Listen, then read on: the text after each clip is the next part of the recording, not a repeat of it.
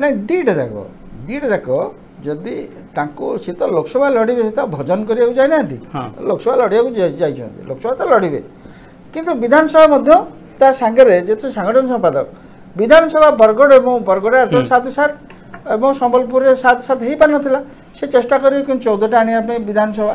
ତେଣୁ ସିଏ କିନ୍ତୁ ସବୁଠୁ ଏଇ କାମ ଦଳ ପାଇଁ ସେ କଲେ, ସେ କହିଲେ ଦଳର ବୃହତ୍ତର ସ୍ୱାର୍ଥ ଦୃଷ୍ଟିରୁ ମୁଁ ସମ୍ବଲପୁରରେ ଲଢ଼ୁଛି, ଏଇଟା ତାଙ୍କର ଷ୍ଟେଟମେଣ୍ଟ ହେଲା। କିନ୍ତୁ ଏଠି ସବୁଠୁ ରୋଚକର କଥା ଏଇ ନିର୍ବାଚନର ବବି ଦାସଙ୍କର ବା ପ୍ରଣବ ପ୍ରକାଶ ଦାସଙ୍କର ନିଜର ଯେଉଁ ଆସେମ୍ବଲି ପଲିଟିକ୍ସ ସେ ଛାଡ଼ିଦେଲେ ଏବଂ ଦଳ ପାଇଁ ଛାଡ଼ିଦେଲେ, ତାଙ୍କ ନିର୍ବାଚନ ମଣ୍ଡଳୀରେ ଯେଉଁ ମିଶନ ଶକ୍ତି କୁହାଯାଉଛି ମହିଳା ବିକାଶ ମାନର ମୁଖ୍ୟମନ୍ତ୍ରୀଙ୍କର ଯେଉଁ ପେଟ୍ ମିଶନ ୱୁମେନ୍ ଏମ୍ପାୱାରମେଣ୍ଟ, ସେଇ ପାଠ ଅନୁସାରେ ଜଣେ ମହିଳା ମିଶନ ଶକ୍ତି ମହିଳାଙ୍କୁ ଜଣେ ବିଧାନସଭା ପ୍ରାର୍ଥୀ କରାଇଲେ ଏବଂ ମୋଷ୍ଟ ପ୍ରୋବାବ୍ଲି ସେ ତ ଜିତିବେ।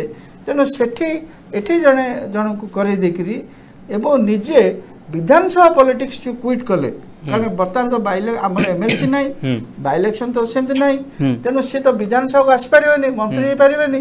ତେଣୁ ଏ ଯେଉଁ ଜିନିଷଟା ସେ କଲେ, ବହୁତ ବିଧାୟକ ସାଂସଦ ଟିକେ ହଲିଗଲେ ନିର୍ବାଚନ ମଣ୍ଡଳୀ କଳିକୁଜା କରୁଛନ୍ତି।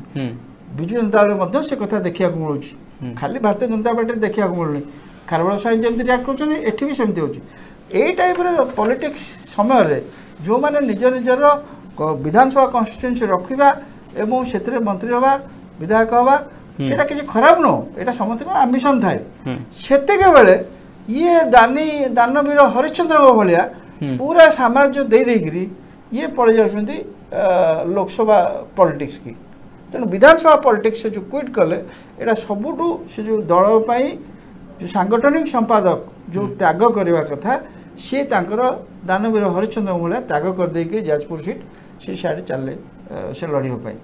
ଏ ଜିନିଷ ବିଜୁବାବୁ ଥରେ କରିଥିଲେ, ଯେତେବେଳେ 62-60ରେ ବିଜୁବାବୁ ମୁଖ୍ୟମନ୍ତ୍ରୀ ହେଲେ ଏବଂ 62 ଯେତେବେଳେ କାମରାଜ ପ୍ଲାନ୍ ଇମ୍ପ୍ଲିମେଣ୍ଟ ହେଲା, କାମରାଜ ମଧ୍ୟ ତାମିଲନାଡୁରେ ଆଉ ମୁଖ୍ୟମନ୍ତ୍ରୀ ହେଲେନି, ସେ ଯାଇକି ଦିଲ୍ଲୀରେ ସାଂଗଠନିକ କାମରେ ଯୋଗ ଦେଲେ ଏବଂ ସେଥିରେ ବିଜୁବାବୁଙ୍କୁ ଯେତେବେଳେ ନେହେରୁ ଡାକିଲେ, ସେଠି କାହିଁକି ମୁଖ୍ୟମନ୍ତ୍ରୀ କ'ଣ କରିବ, ତମେ ଇଆଡ଼େ ଆସ। ତେଣୁ ବିଜୁବାବୁ ମଧ୍ୟ 62 ମସିହା 2 ବର୍ଷ ମୋଟେ ପାୱାର ଏନ୍ଜୟ କରିଛନ୍ତି, ସେ ତାପରେ ସେଠି ପଳେଇଲେ ସାଂଗଠନିକ କାର୍ଯ୍ୟକ୍ରମ ଦେଖିବା ପାଇଁ ଦିଲ୍ଲୀକି। ତେଣୁ ଏ ମଡେଲ ଅଲରେଡ଼ି ଅଛି ଓଡ଼ିଶାରେ, ଭାରତୀୟ ଜନତା ମାନେ ବିଜୁବାବୁ ଅଲରେଡ଼ି ଏ ମଡେଲ କରିଛନ୍ତି।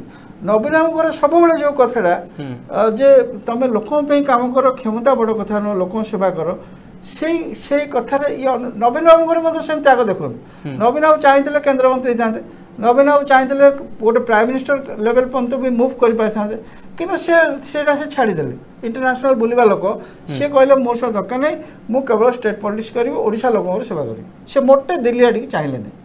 ସେ ଗୋଟେ ଚାହିଁଥିଲେ ଗୋଟେ ହାୟର ଲେଭେଲକୁ ଯାଇପାରିଥାନ୍ତେ ଦିଲ୍ଲୀରେ ଏବଂ ଡେପୁଟି ପ୍ରାଇମ୍ ମିନିଷ୍ଟର ଲେଭେଲକୁ ମଧ୍ୟ ଯାଇପାରିଥାନ୍ତେ, କିନ୍ତୁ ସେ ସେଥିରେ ଗଲେନି। ସେଇଭଳିଆ ଇଏ ଗୋଟେ ତ୍ୟାଗ କଲେ, ଯେମିତି ଡିସାଇବୁଲ୍, ଯେମିତି କାର୍ତ୍ତିକ ପାଣ୍ଡିଆ ନାମ କହୁଛି ମୁଖ୍ୟମନ୍ତ୍ରୀ ନବୀନ ପଟ୍ଟନାୟକର ଜଣେ ଡିସାଇବୁଲ୍, ସିଏ ତାଙ୍କ ଚାକିରି ଛାଡ଼ିକିରି ଏଠି ଆସିକିରି କାମ କରୁଛନ୍ତି।